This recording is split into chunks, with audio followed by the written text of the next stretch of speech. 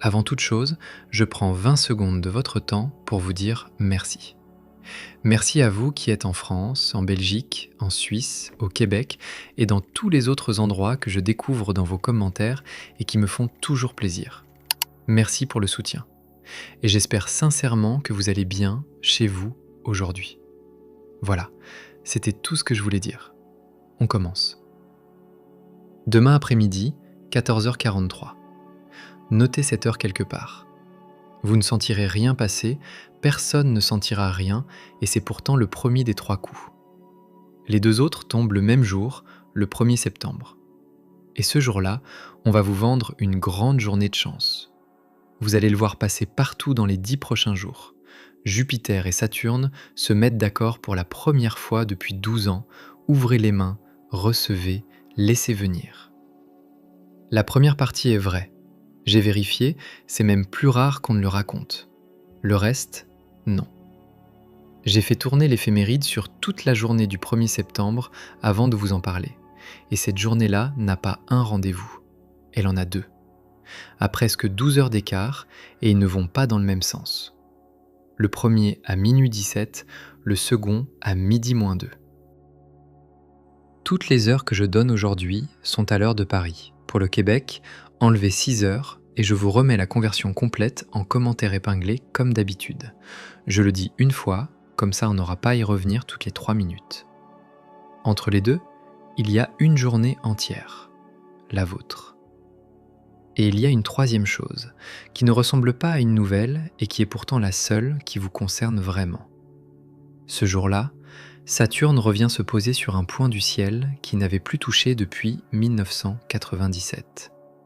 1997. Vous étiez quelqu'un en 1997, et cette année-là, vous avez dit oui à une chose dont vous n'avez jamais vraiment reparlé depuis. Voilà de quoi on va parler aujourd'hui.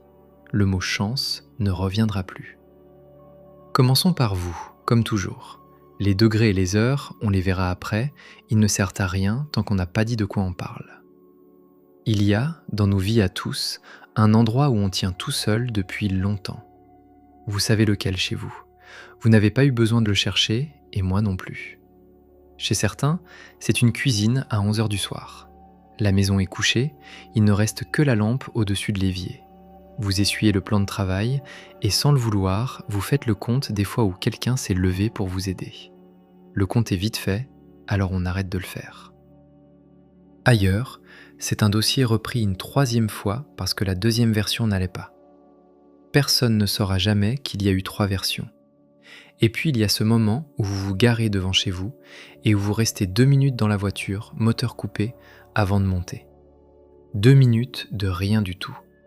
Ce sont peut-être les 2 seules minutes de la journée qui vous appartiennent. Il y a aussi les trajets. Le rond-point que vous prenez une fois de trop parce que vous n'avez pas envie d'arriver tout de suite. La sortie que vous laissez passer exprès en vous disant que le prochain tour ira mieux. Et puis il y a cette phrase que vous aviez préparée pour dimanche dernier. Vous l'aviez formulée dans votre tête, calmement, sans reproche. Vous aviez même choisi le moment. Il y a eu le repas, les enfants, la conversation qui partait ailleurs. Vous ne l'avez pas dite. Vous vous êtes dit qu'on verrait la prochaine fois. Et la prochaine fois est un endroit où beaucoup de choses meurent de vieillesse. Il y a une variante plus discrète, et elle concerne énormément de monde. C'est celle des gens à qui on ne demande plus rien parce qu'ils font déjà tout. On ne vous propose plus d'aide, on ne vous demande plus comment vous allez. On vous remercie de moins en moins souvent, et personne n'y met de méchanceté. Vous êtes simplement devenu le décor. Et le décor tient tout seul, alors on arrête de le regarder. Et je sais ce que je fais en énumérant comme ça. Je lance large. Si rien de tout ça ne vous ressemble, tant mieux pour vous, sincèrement. Certains d'entre vous vivent ça au travail. D'autres dans une famille où on vous appelle quand il y a un problème et jamais quand il n'y en a pas. D'autres encore auprès d'une personne qu'ils accompagnent depuis des mois, parfois des années, et pour qui ils sont devenus le calme de la pièce, celui qui ne craque pas, celui devant qui on peut s'écrouler parce qu'il tiendra. Et derrière tout ça, il y a une phrase que vous n'avez dite à personne, parce qu'elle est laide à entendre à voix haute. Je fais ce qu'il faut et personne ne le voit. Et je sais à quoi cette phrase ressemble quand on la dit tout haut. Elle ressemble à de l'orgueil. Elle n'en est pas. Vous avez tenu des comptes pendant des années sans le vouloir, personne ne vous a demandé de les tenir, et ils sont juste vos comptes. C'est tout ce que je dis. Donc si vous vous êtes surpris cet été à devenir sec avec les gens que vous aimez, à répondre oui pour abréger la conversation, à vous entendre soupirer alors qu'il n'y a personne dans la pièce, gardez ça de côté. Il y a un point précis du ciel qui travaille sur exactement ce sujet depuis le mois de juin, et je vais vous le montrer. Bon, alors maintenant, les chiffres. Il n'y en a pas pour longtemps, et après, on revient à vous. Saturne est au 14e degré du Bélier. Je donne le chiffre exact comme d'habitude, parce que le degré change tout. 13 degrés et 41 minutes, mardi 1er septembre au milieu de la nuit. Et avant les dates, il y a une chose que je veux que vous ayez en tête. Saturne recule.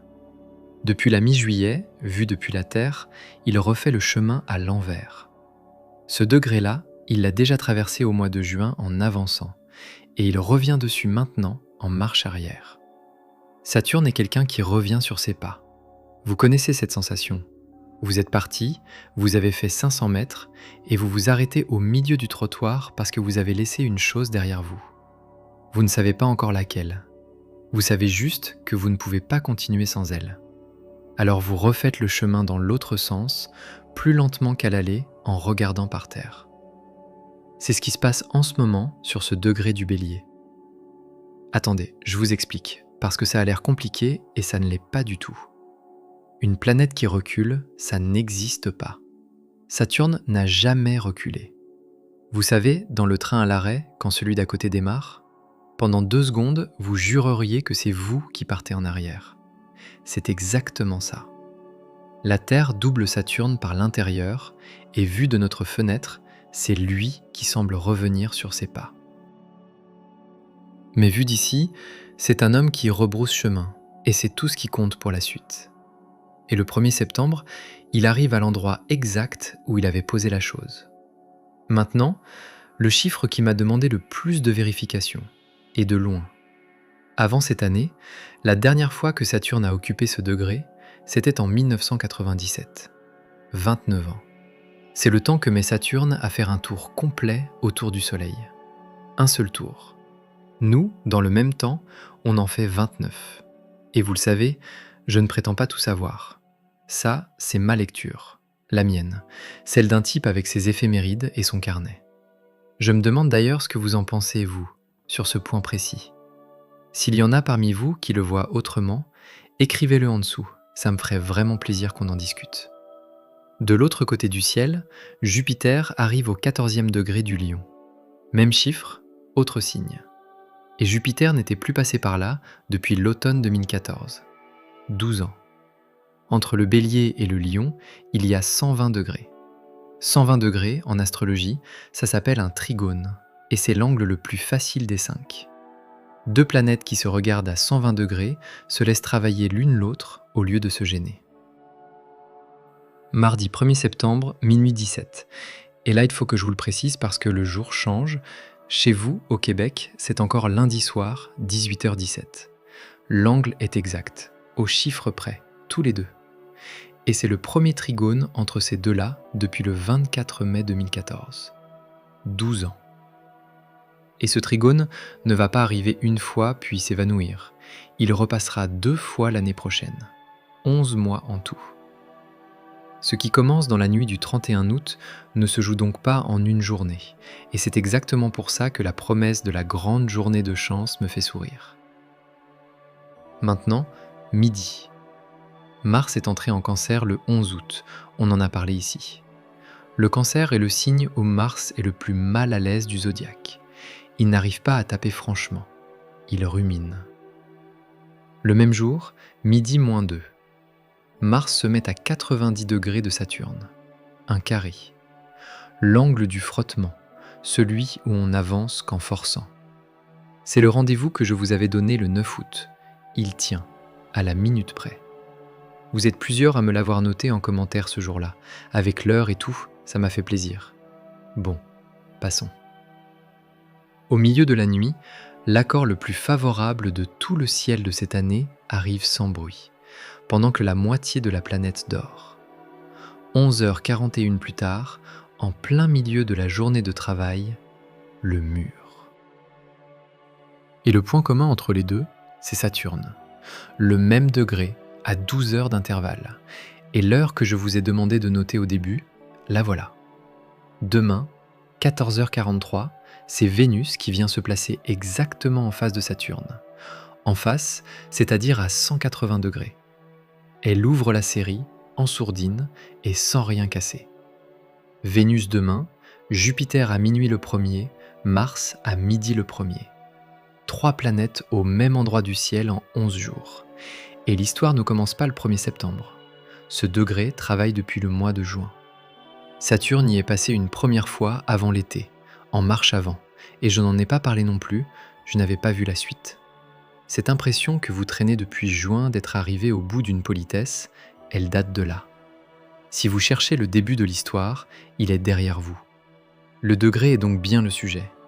Et le sujet de ce degré, en langage humain, c'est ce que vous avez tenu tout seul. Je vais être honnête avec vous 1 minute, et ça n'a rien à voir avec les planètes. Cette vidéo-là, j'ai un peu galéré, parce que la première heure que j'ai sortie n'était pas assez précise pour que je vous la donne. Et je vais vous dire pourquoi, parce que c'est un détail que beaucoup de gens qui parlent d'astrologie ne connaissent pas. Pour calculer, je travaille avec les éphémérides du Jet Propulsion Laboratory, le laboratoire de la NASA qui calcule la position des planètes pour envoyer les sondes spatiales au bon endroit. Il n'y a pas plus sérieux, et c'est gratuit, tout le monde peut les télécharger. Sauf que ces tables-là vous donnent la position des planètes par rapport au ciel tel qu'il était en l'an 2000. Et le ciel bouge. Lentement, mais il bouge. L'axe de la Terre tourne sur lui-même comme une toupie qui ralentit. Un tour complet en 26 000 ans. Et depuis l'an 2000, ça nous a décalé d'1 tiers de degré. 1 tiers de degré. Ça a l'air de rien du tout. Sauf que Saturne, en ce moment, avance de 3 minutes d'arc par jour. Et qu'1 tiers de degré, ça fait 20 minutes d'arc. Faites la division, elle est simple. 7 jours. Si je ne corrige pas ce décalage, je vous donne un rendez-vous avec 1 semaine de retard. Voilà pourquoi je passe plus de temps à vérifier qu'à écrire. Et pourquoi je ne vous donne jamais 1 heure avant de l'avoir recalculé 3 fois. Je vous raconte ça parce que la suite vous demande de me faire confiance sur une date vieille de 30 ans. Vous avez le droit de savoir d'où elle sort. On revient au ciel. Bon, et maintenant la partie qui va vraiment vous servir. Je pourrais vous demander de fouiller dans votre mémoire pour retrouver 1997. Ce serait la facilité. On l'a déjà fait ensemble ces derniers mois, et vous êtes toujours formidable quand je vous le demande. Mais la moitié d'entre vous n'était pas née, et surtout, ça ne vous servirait à rien. Alors je vais faire l'inverse. Je vais vous dire ce que je m'attends à voir arriver chez vous dans les 12 jours qui viennent, et vous allez pouvoir le vérifier vous-même en direct. 3 choses. Aucune n'est spectaculaire, et c'est exactement pour ça qu'on les laisse passer. La première, c'est une phrase. Quelqu'un va vous dire une phrase de rien du tout, sur un ton normal, et elle va vous piquer beaucoup plus fort qu'elle ne le devrait. Vous n'allez rien répondre, vous allez sourire, et vous allez y repenser le soir. Ce genre de phrase, ça arrive tout le temps. La différence, dans les 12 jours qui viennent, c'est que vous saurez pourquoi elle vous a piqué. La deuxième, c'est une demande. On va vous demander quelque chose de plus. Un service, un remplacement, un coup de main, un dossier. Et ce sera légitime, ce sera même normal, la personne en face n'aura aucune mauvaise intention. Sauf que vous aurez le compte en tête pendant qu'elle parle. C'est ça le carré de Mars à midi le premier, la demande de trop, un jour où vous n'avez plus le coussin. La troisième arrive plutôt après le premier, et c'est la seule agréable des 3. Quelqu'un va nommer une chose que vous faites depuis des années sans que personne la nomme. Une phrase courte, sans cérémonie, peut-être même maladroite. Ça vous fera un effet disproportionné et vous aurez peut-être un peu honte de l'effet que ça vous fait. Il n'y a pas de quoi. C'est 12 ans que ça n'était pas arrivé. Voilà mes 3. Je les ai écrites avant, Vous les avez entendues avant et maintenant, elles sont datées. Et le 2 septembre, revenez me dire combien vous en avez eu. 0, 1, 2 ou les 3. Juste le chiffre, ça me suffit. Je n'ai pas besoin de l'histoire si vous n'avez pas envie de la raconter. 0 est une réponse aussi valable que 3 et elle m'intéresse autant, parce que c'est comme ça que j'affine d'une vidéo à l'autre. C'est le seul moyen que j'ai de savoir si ce que je raconte ici tient debout. Chaque signe reçoit ce degré du bélier dans un secteur différent de sa vie, et c'est ça qui change tout. Prenez votre soleil et prenez aussi votre ascendant, les deux fonctionnent. Le bélier d'abord, puisque tout se passe chez vous. Ce degré tombe dans votre première maison, celle de votre personne, de votre présence, de la façon dont on vous voit entrer dans une pièce. Vous portez cette histoire dans le corps depuis juin, et vous êtes le seul signe à qui elle ne laisse aucune distance. À minuit, ce que vous avez construit seul reçoit sa première validation depuis 12 ans. Attendez une phrase courte, dite en passant, par quelqu'un qui ne saura même pas ce qu'il vient de faire. Elle vous tiendra chaud 3 jours. À midi, on vous demandera encore un effort. Faites-en un peu moins que ce qu'on vous demande. Juste un peu. Vous verrez que le monde ne s'écroule pas. Taureau. Vous avez en ce moment une intuition que vous n'osez dire à personne parce qu'elle vous paraît exagérée. 12e maison, le secteur de ce qui se prépare en coulisses. Ne la forcez pas avant le premier. Elle sera claire début septembre. Et elle n'était pas exagérée. Du côté des Gémeaux, 11e maison, les groupes et les amitiés. La question est bête et elle fait mal. Dans ce collectif où vous donnez du temps, qui vous en donne autant ? Vous avez déjà la réponse. Vous allez juste arrêter de faire semblant de ne pas l'avoir. Ça fait moins mal qu'on croit et ça fait de la place. Les cancers sont doublement concernés et je pèse mes mots. Le degré tombe dans votre 10e maison, celle du métier et de la réputation, et en plus, Mars traverse votre signe depuis le 11 août, donc c'est vous qui portez le carré de midi dans votre propre chair. Traduction concrète, ce jour-là, votre travail vous demandera une chose au moment exact où vous serez le moins disponible pour la donner. Vous connaissez la suite, vous direz oui et vous le paierez le soir. Alors prévenez la veille. Une phrase, envoyez le 31 août. C'est tout ce que je vous demande cette semaine. Le lion est le mieux placé du zodiaque cette semaine-là et de loin. Jupiter est chez vous, c'est votre invité personnel qui vient conclure l'accord de minuit. Et il tombe dans votre 9e maison, l'ailleurs, les études, les convictions. Une réponse qui traîne depuis des mois va se débloquer sans que vous poussiez. Ça arrivera un jour où vous n'y penserez plus. Les Vierges reçoivent ça dans la 8e maison, le secteur de ce qu'on partage avec les autres, des engagements communs, de ce qui nous lie à quelqu'un moralement autant que matériellement. Et votre saison commence dimanche, le 23, à 4h18 du matin. Votre année personnelle démarre donc en même temps que cette histoire. Un déséquilibre ancien dans un accord à deux peut enfin se dire à voix haute. Vous avez le vocabulaire pour, vous l'avez toujours eu. Ce qui vous manquait, c'était l'autorisation, et elle arrive. Balance, vous êtes exactement en face. 7e maison, celle de l'autre, du lien, du duo. Et c'est Vénus, votre maîtresse, qui ouvre toute la séquence demain après-midi depuis votre signe. Ce que vous portez depuis longtemps dans une relation, professionnelle ou intime, arrive à son point de vérité.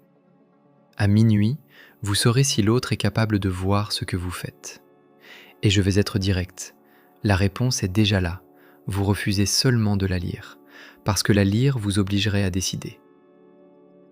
Le Scorpion, lui, prend ça dans la 6e maison, le quotidien, les horaires, les tâches. Chez vous, rien n'est spectaculaire, c'est juste usant, et c'est pour ça que ça dure. Un service que vous rendez tous les jours et qui est devenu invisible à force d'être régulier. Début septembre, vous allez pouvoir confier à quelqu'un une tâche que vous croyez impossible à confier. Elle sera moins bien faite que par vous. Faites-le quand même. Sagittaire. Chez vous, c'est la 5e maison, celle de ce qu'on crée, des enfants, du jeu, de tout ce qu'on fait pour le plaisir de le faire et pour aucune autre raison. Et Jupiter, votre maître, est celui qui vient signer l'accord de minuit. Ce que vous aviez commencé en 2014 dans ce domaine et abandonné en cours de route mérite d'être ressorti. Ressorti, regardé, repris d'une seule main, sans en faire une affaire d'État et sans l'annoncer à personne. Vous avez tendance à annoncer avant de commencer, et c'est souvent là que ça meurt. Capricorne, 4e maison. La maison au sens propre, le logement, la famille, les parents. Il y a une conversation que vous repoussez depuis le printemps, et vous la repoussez parce que vous savez qu'elle durera 3 heures. Elle trouvera son moment autour du premier, le matin plutôt que du midi, et dans un endroit d'où vous pouvez partir quand vous voulez. Verseau, 3e maison, les mots, les frères et sœurs, les trajets courts. Depuis des mois, vous expliquez les gens aux gens. Vous adoucissez les phrases des uns pour les oreilles des autres et ça vous épuise. Début septembre, vous pourrez dire une phrase sans l'emballer. Vous verrez qu'elle passe très bien. Et on finit par vous, Poisson. Ce degré tombe dans votre 2e maison, celle de vos ressources, de ce qui vous appartient vraiment, de ce que vous acceptez de donner et à quel prix. C'est le secteur le plus terre-à-terre des 12, et vous êtes le signe qu'on imagine le moins concerné par ces choses-là. Vous allez avoir envie de remettre les compteurs à plat sur un arrangement ancien. Attendez le 2 septembre pour en parler. Le 1er, vous seriez trop à vif, et vous diriez la chose juste sur le mauvais ton. Voilà les 12. Et si vous avez écouté les autres signes que le vôtre, vous avez peut-être remarqué que je raconte 12 fois la même histoire. C'est normal, et je vais vous dire pourquoi. Parce que c'est simple et que ça vaut la peine d'être compris une bonne fois. Il n'y a qu'un seul événement dans le ciel le 1er septembre. Un seul degré, une seule heure, les mêmes planètes pour tout le monde. Il n'y a pas 12 événements, il y en a un. La seule chose qui change d'un signe à l'autre, c'est l'endroit de votre vie où il tombe. Chez le Cancer, ça tombe sur le travail. Chez le Capricorne, sur la maison et la famille. Chez la Balance, sur la personne d'en face. C'est le même caillou, et il tombe dans une pièce différente selon votre signe. Donc l'histoire, elle, est la même pour les 12. Quelqu'un qui tient quelque chose depuis longtemps, tout seul, dans un coin de sa vie, sans témoin. Et ça, on connaît tous. Voilà pourquoi je vous ai demandé une année et pas votre signe. Votre signe dit où ça se passe. L'année dit ce que c'est. Un dernier mot, et il est pour ceux qui se lèvent tôt. Ce matin-là, Jupiter se lève à 4h47 et le Soleil à 7h08. Ça vous laisse plus de 2 heures où la plus grosse planète du système solaire est seule au-dessus de l'horizon, à l'est, dans un ciel qui commence à peine à pâlir. Alors voilà ce que je propose à ceux qui sont debout à cette heure-là. Et je pense d'abord à ceux qui n'ont pas le choix, ceux qui partent au travail avant le jour, ceux qui rentrent de nuit, ceux qui se lèvent parce que quelqu'un dans la maison a besoin d'eux. Vous êtes déjà debout, alors autant que ce soit pour vous, une fois. Vers 5h30, passez par la cuisine. Et je vais être franc avec vous, moi le premier, je ne suis pas certain d'y arriver. J'ai déjà mis 3 réveils pour une comète en février et j'ai éteint les 3 sans m'en souvenir. Donc si vous y êtes, vous serez plus courageux que moi et vous me raconterez. Vous connaissez le chemin, vous l'avez fait 1000 fois pour les autres. Faites chauffer de l'eau. Et avant de repartir dans votre journée, ouvrez la fenêtre ou sortez de quelques pas et regardez vers l'est, assez bas sur l'horizon. Ça prend 30 secondes. Jupiter est le point le plus brillant de ce coin de ciel. Il ne scintille pas, il est fixe, il est calme, et il aura terminé son accord avec Saturne 5 heures plus tôt, pendant que vous dormiez. Vous serez debout dans une maison endormie, avec une lampe allumée derrière vous, exactement comme les autres soirs. Sauf que ces 30 secondes-là, personne ne vous les a demandées. Parce que je veux être clair sur une chose avant de vous laisser. Le ciel ne vous récompensera pas.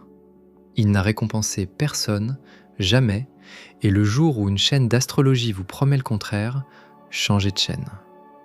Ce qui arrive, c'est une fenêtre de 11 mois entre 2 planètes qui ne s'étaient pas parlé depuis 12 ans.